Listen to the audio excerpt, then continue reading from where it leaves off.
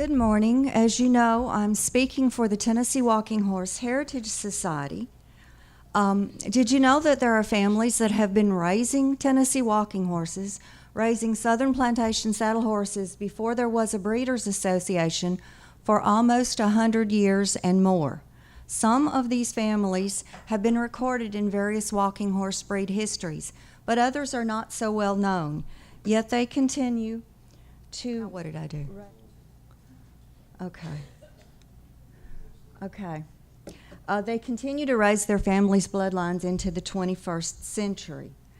The Tennessee Walking Horse Heritage Society is composed of people who'd been raising pleasure walking horses for many decades. We are a breeders group devoted to preserving these old bloodlines so that they do not die out, as have so many of the bloodlines that were recorded in the Young Tennessee Walking Horse Breeders Association of America. In addition, as a breeders group, we are involved in promoting these older bloodlines around the country, and although it was not a part of our original mission, around the world as well. The Walking Horse Heritage... Okay, that might be good. Okay, next one.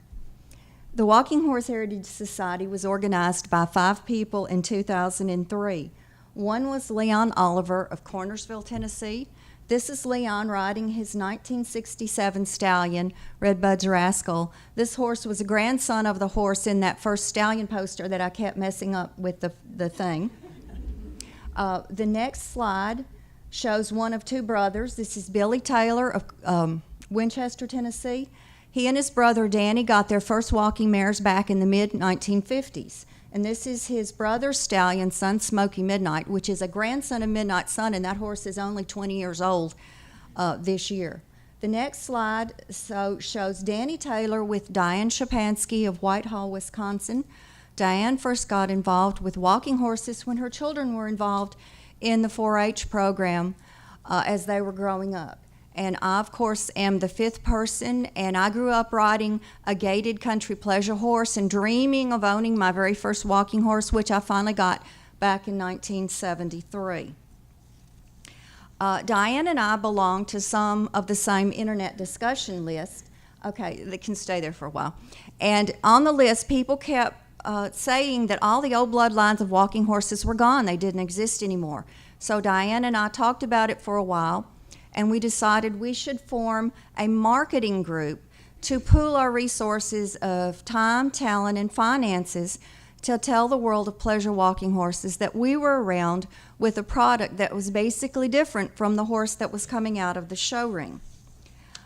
We began with the premise that there should be a breed niche for horses that had been preserved over the years due to their intelligence, their willingness, their smooth walking gaits, and sound using horse conformation. This is the photo that illustrated the first ad that we ran for our breeders group in 2003. This is a mare that we bred. That's not why she was chosen for the ad, but that's what everybody wanted. She was by Leon Oliver's Bud Sterling Bullet, and out of an ebony mare that still had Brantley's Roan Allen Jr. Gold Bond and Last Chance on the papers. The Heritage Society expanded its marketing focus with internet websites as well as ads in print media. And we were surprised by 2 factors: the number of people asking whether their horses too might be heritage type horses, and the number of people who wanted to join our group. In 2006, we published our heritage horse criteria on the website. Next slide, please. Oh, I forgot about Sandra, excuse me. In 2004, Sandra joined us because she found that the people in Europe liked having horses that they knew had been raised by pleasure breeders that had never experienced anything that would make them frightened or spooky or anything once they got to Europe.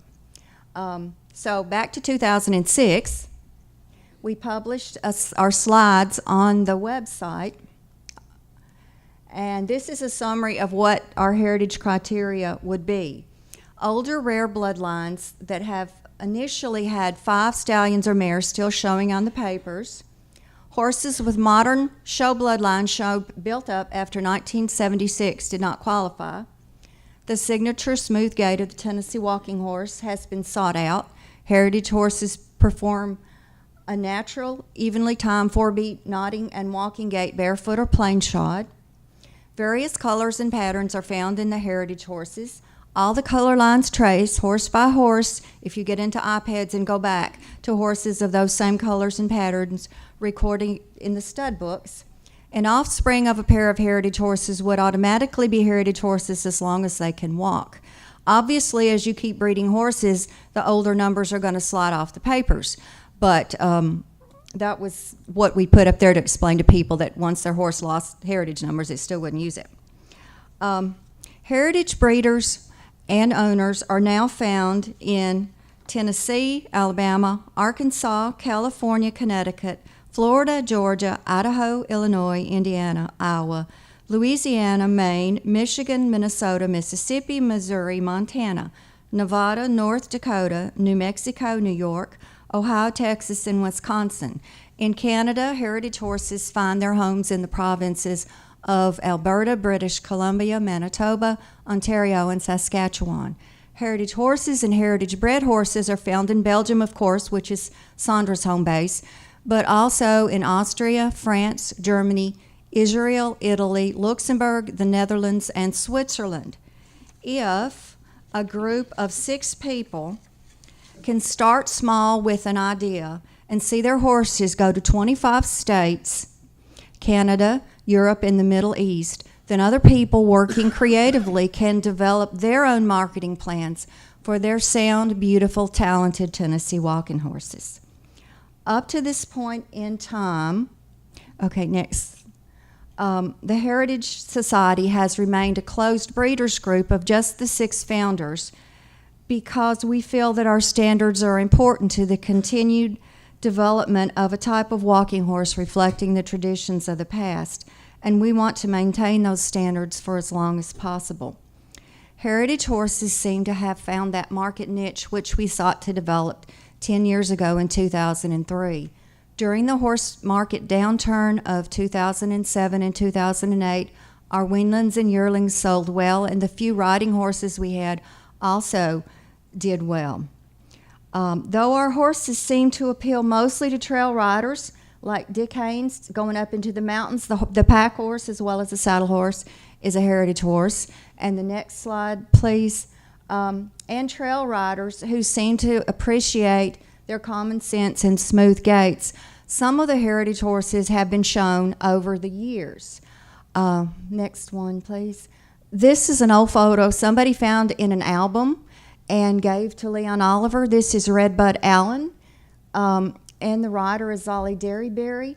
You probably can't tell what's going on, but he has a blue ribbon in his hand, and the check for the win money is still pinned to it. If you look at the picture, you can see the check is still there. And that horse won the 2-year-old stallion class at that show. He was a 1938 stallion. The next slide shows NFL Wilson Society King. His trainer, Dina Plendle, is warming him up for competition in a show in Minnesota. He had a very short career of about 2 years, and he didn't do a lot of competition, but he mostly won blue ribbons while he was competing. Later on this year, the first Tennessee walking horse stallion will be imported to France, and he will be a heritage stallion named the Little Red Rascal. He was bred right here in Middle Tennessee. He was sold to Slush Creek Walkers of Montana. He was trained by Nia Bates, and we are very pleased that he's going to be going over there. He's a very nice horse. The Heritage Society is pleased that our efforts to promote and to educate have been so well received. And we have high hopes for our second decade devoted to these horses that we not only raise and sell, but we also love them as a part of our lives. And by the way, last slide, please. All of the 6 heritage horse founders ride mares whose special nature we can truly appreciate because we deal with the mares so much. Thank you.